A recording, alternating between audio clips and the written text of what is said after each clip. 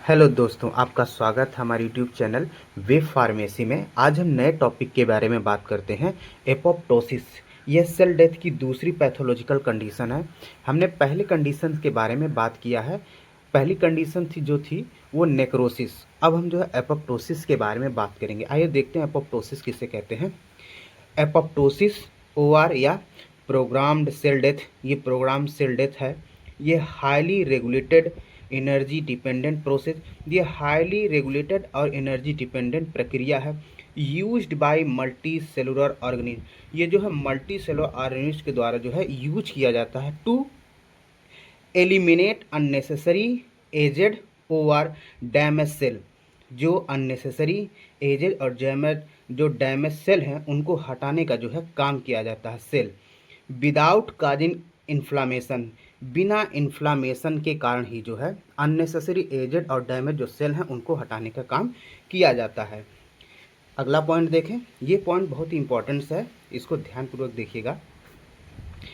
It is essential for development, यह आवश्यक है डेवलपमेंट के लिए immune system regulation, immune system के रेगुलेशन में, एंड मेंटेनिंग सेलुलर होमियोस्टेसिस, और सेलुलर होमियोस्टेसिस के मेंटेनिंग में, बाय रिमूविंग डैमेज, किसके द्वारा, रिमूविंग डैमेज इन्फेक्टेड और अननेसेसरी सेल।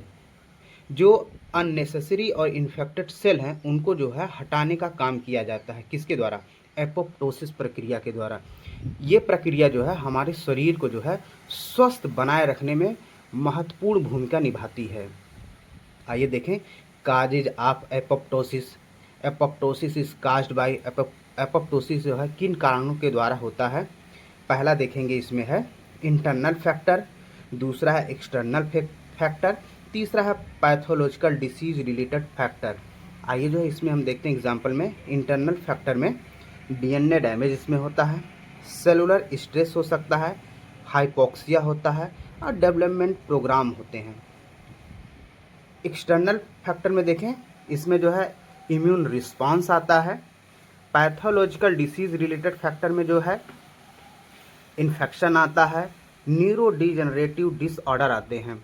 अब हम जो है अगले पॉइंट्स के बारे में बात करते हैं टॉपिक के। Morphological feature of apoptosis. Apoptosis, जो एपोप्टोसिस का जो मार्फोलॉजिकल फीचर है उसके बारे में हम लोग बात करेंगे। Apoptosis morphology involve characteristic change likes. जो एपोप्टोसिस में जो मार्फोलॉजिकल जो कैरेक्टरिस्टिक जो चेंज होता है वो क्या क्या है हम इसमें देखेंगे। Cell shrinkage and volume decrease. Cell का जो इसमें जो है श्रिंकेज का मतलब सिकुड़ जाती है और उसमें जो वॉल्यूम होता है वो कम हो जाता है। क्रोमैटिन कंडेंसेशन, क्रोमैटिन जो होती है यानी गुणसूत्र जो होते हैं उनका कंडेंसेशन माने संघनन यानी सिकुड़ना उसको कहते हैं, होने लगता है। न्यूक्लियर फ्रेगमेंटेशन, फ्रेगमेंटेशन का मतलब होता है टूटना, जो न्यूक्लियर होते हैं वो टूटने लगते हैं। मेम्ब्रेन ब्लेबिंग, मेम्ब्रेन ब्लेबिंग, ब्लेबिंग का मतलब होता है फफोले, यानी कि सेल मेम्ब्रेन के ऊपर छोटे छोटे जो है फफोले जो है क्रिएट होने लगते हैं। अगला इसमें देखें पॉइंट और क्या होता है मॉर्फोलॉजिकल चेंज में एपोप्टोसिस कंडीशन में। फॉर्मेशन ऑफ एपोप्टोसिस, एपोप्टोसिस का फॉर्मेशन होता है। फिर उसके बाद फाइगोसाइटोसिस, यानी जो एपोप्टोसिस बना है उसके जो है उसका जो है फाइगोसाइटोसिस होने लगता है।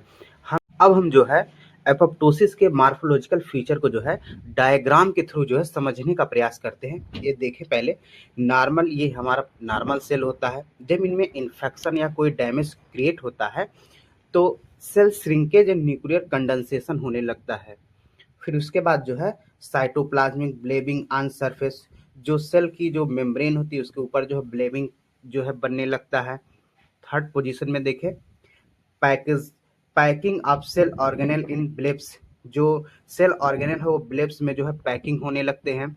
नेक्स्ट देखें एपोप्टोसिस बॉडीज, फिर नेक्स्ट इसमें जो है एपोप्टोसिस बॉडी का जो है फॉर्मेशन होने लगता है। इस एपोप्टोसिस बॉडीज को माइक्रोफेज फाइगोसाइटिस एपोप्टोसिस बॉडीज, जो एपोप्टोसिस जो बॉडी होती है फाइगोसाइटिस द्वारा निगल लिया जाता है। इस तरीके से हमारे शरीर में जो डैमेज सेल हैं या इसेंशियल अननेसेसरी जो सेल होते हैं उनको जो है रिमूव करके जो है से शरीर को स्वस्थ बनाने का काम किया जाता है। अब हम जो अगले टॉपिक के बारे में बात करते हैं, मैकेनिज्म ऑफ एपोप्टोसिस, यानी एपोप्टोसिस जो है कौन से मैकेनिज्म के द्वारा होती है।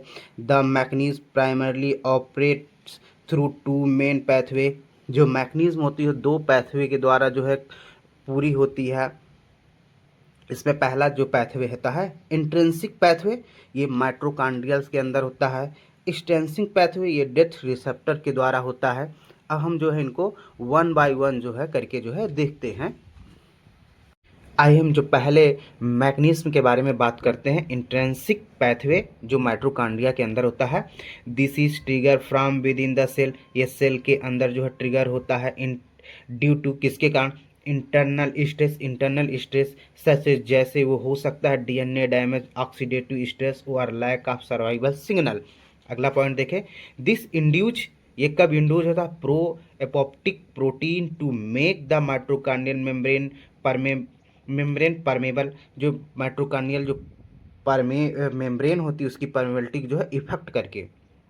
उसके बाद cytochrome C leak, cytochrome C जो होते हैं लीक होने out of the mitochondrial into the cytoplasm, mitochondria से जो है साइटोप्लाज्म की ओर जो है जाने लगते हैं।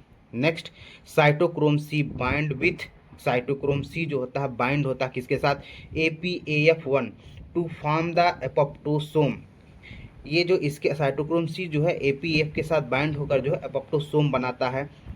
नेक्स्ट देखें, एपोप्टोसोम एक्टिवेट्स कैस्पेस 9, एपोप्टोसोम जो होता है कैस्पेस 9 को जो है एक्टिवेट करता है। द इनिशिएटर, ये इनिशिएटर होता है, ये इनिशिएटर का मतलब होता है स्टार्ट करता है। फॉर द दिस पैथवे, इस पैथवे के जो है स्टार्ट करता है कौन, कैस्पेस 9। आइए दूसरे मैकेनिज्म के बारे में बात करते हैं, स्ट्रेंसिंग pathway initiated by the external signal के द्वारा जो है ये इनिशिएट होता है यानी चालू होता है। एक्सटर्नल जैसे डेथ लिगेंड जो होता है लाइक जैसे FASL या TNF bind to death receptor, ये जो डेथ रिसेप्टर से जो बाइंड होता है ऑन द सेल सरफेस, जो सेल सरफेस पे पाए जाते हैं।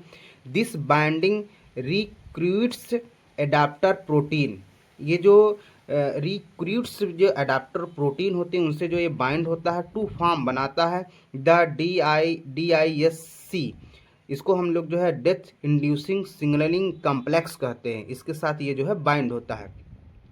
द DISC एक्टिवेट कैस्पेस 8, ये जो DISC जो है एक्टिवेट होता है कैस्पेस जो को एक्टिवेट करता है। The initiator for this pathway, ये जो है इस पैथवे का इनिशिएटर माने इस पैथवे को जो है चालू करता है। उसके बाद अब हम जो है तीसरे टॉपिक के बारे में बात करते हैं, गैंग्रीन। ये सेल डेथ की तीसरी पैथोलॉजिकल कंडीशन है। इसमें देखें, gangrene is the death of body tissue from lack of blood supply, जब टिश्यू की जो है ब्लड सप्लाई की जो है कमी हो जाती है तो उस कंडीशन में जो है गैंग्रीन हो जाती है।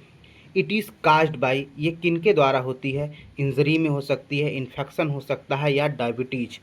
देखें अगला, type of gangrene, there are 3 form of gangrene, gangrene के जो है 3 रूप होते हैं।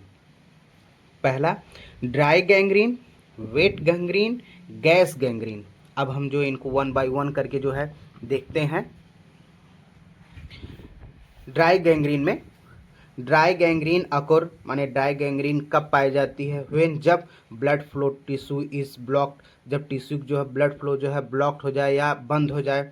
ऑफ्टन प्राय ड्यू टू किसके कारण, एथेरोस्क्लेरोसिस ओआर या vascular disease without a bacterial infection, ये जो है बैक्टीरियल इन्फेक्शन के बिना होता है।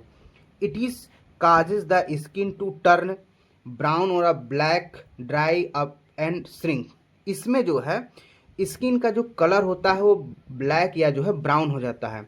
ड्राई अप यानी कि स्किन जो वहाँ पर सूखी सूखी होने लगती है, एंड श्रिंक और स्किन जो होती है जो है सिकुड़ जाती है।